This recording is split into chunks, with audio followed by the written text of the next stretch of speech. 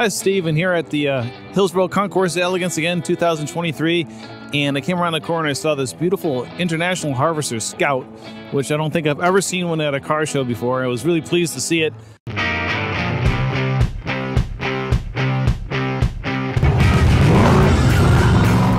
Really thrilled to see one restored correctly. And I'm kind of a white wall hubcap kind of guy instead of raised up with white spokes or whatever. I just really love this car and won an award. And Don here did a beautiful restoration to this. Where'd you acquire this Scout? What made you want to restore a Scout? Well, I had a Scout in high school, a 1967 version of this same 800 model, which I loved. But I acquired this Scout about 6 years ago, and we've done a lot of work on it over the years. And this one's a fairly rare example of it. So we've been spending time on it, you know, at my shop. Well, you've done a beautiful job. I mean, this thing is amazing. I don't think I've ever seen one restored to this standard before. I mean, I've seen them fixed up. Well, you probably have too. You've probably seen them fixed up, a little bit shiny, but you went nuts on this thing. And I thank you for it because it's such a treat to see. Yeah, well, they're becoming more and more rare, as you probably know, and can appreciate. This Scout has an exceptionally rare 152 cubic inch 4-cylinder turbocharged engine delivered from the factory. Wow. And there was less than 1,200 turbocharged 4-cylinders ever produced by International. And this model also had what's called a doll-up version, where they dolled it up and they put, you know, nicer seats in it. They put door panels in it. They put a back seat in it, which was not entirely common because they were very utilitarian farm trucks. And they put the hubcaps on it. So there's a bunch of little tweaks on this one that make it special. You know, we're super happy to have won an award in this class against these other vehicles because they have, you know, a lot of pedigree and they're rare. Yeah. But you know, like you said, I've been coming to the Hillsboro Concours since I was probably 7 or 8 years old, and I've never seen a Scout in the Concours, which, you know, why would you? Yeah, I mean, you know? It's just so much fun too. And this has to be an unusual color too. It's a beautiful, beautiful color. Yeah, it's called Aspen Green. It is the original color for this Scout from the factory in 1965. And this Scout was sold and delivered to a dealer in Pueblo, Colorado, which on the back corner, the original Able company, which were actually probably a farm equipment company, sold this Scout at that dealership there in Colorado. And that's important too, because one of their marketing things for the turbocharged Scout was it was really good in high altitudes. Oh. And at, you know, 8,000 feet or so in Colorado, sure, that was you know, a pitch, you know, a sales pitch thing for, you know, the rancher or the person who wanted such a thing. I want to come around and look at the inside of this thing because there's gear levers. You just have to see these shifters. Let's go take a look inside. Yeah, so walk me through this interior, Don. There's a lot of levers and sticks and stuff in here that you don't normally see. What goes on with these? I see 4 levers there. Yeah, so what we have is we have a 4-speed manual transmission, which was fairly common. The middle tall lever is a 20% overdrive, mechanical overdrive, which you could shift into overdrive in virtually any gear.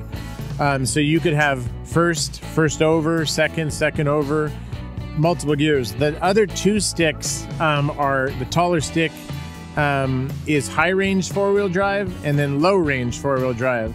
So you had options there. In 4-wheel drive, you could shift into various overdrive gears as well. So kind of complicated for some, but very simple mechanically, actually. You're also seeing inside the vehicle, you've seen some of the doll-up features, which was the steering wheel, the door panels, and the seats, and the back seat, which was not always available on the Scout. Yeah, it's really, really cool. We've done a beautiful job, and again, showed great restraint in leaving it all original, not cutting a stereo in the dash, and all that stuff is it's just so nice to see. No, yeah.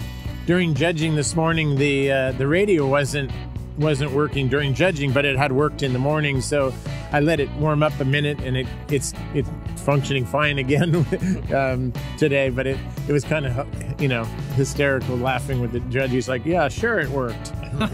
Those judges shy. Some radios and blinkers and stuff like that, they get shy around judges. Yeah, it had hazards, and to turn on the hazards, which it did never come with hazards in this model year, or backup lights.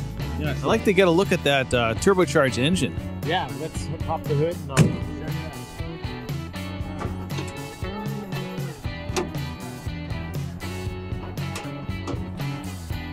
Oh, this is amazing. What's the is the 4-cylinder engine an engine of International Harvest own design?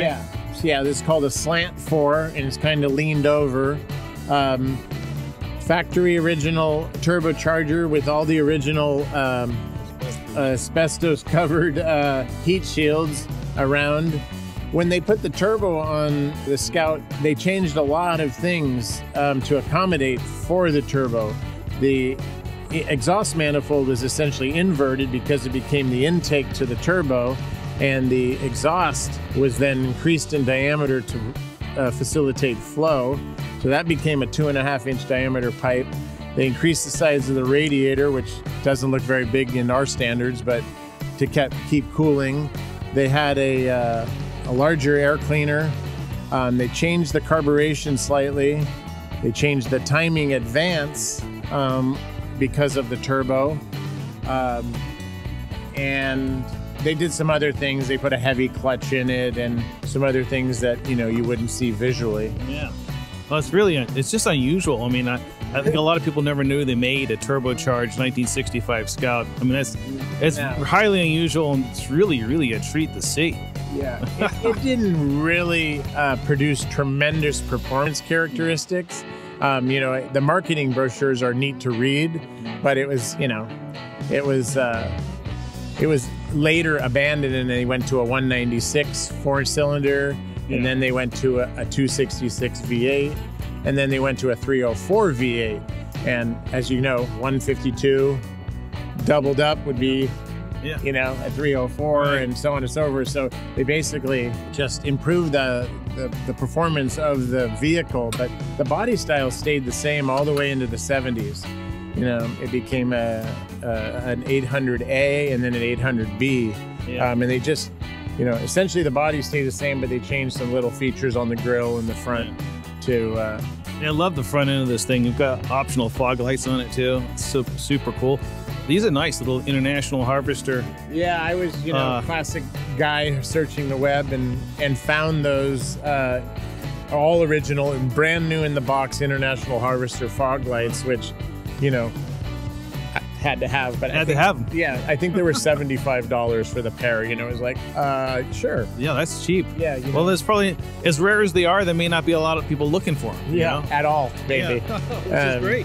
So, the back end of the vehicle is kind of neat to look at too, if you guys want to look at it. But it had a spare tire carrier, and then a tailgate tipped down partially, and the vent for ventilation. The hatchback would tip up an index in different positions. Well, that's our look at this exceptional 1965 turbocharged Scout. Thanks so much for showing us this great vehicle, and congratulations on your win here. Thank you very much at Hillsboro. Yeah.